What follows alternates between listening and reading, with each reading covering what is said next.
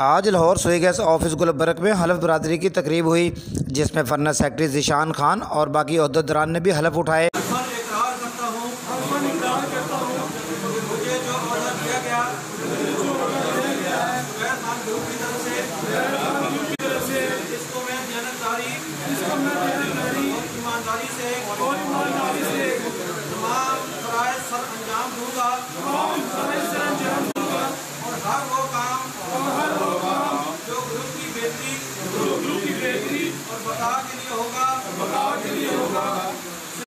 वो काम करूंगा और अपने किसी जाति काम को ग्रुप के काम पे तरजीह नहीं दूंगा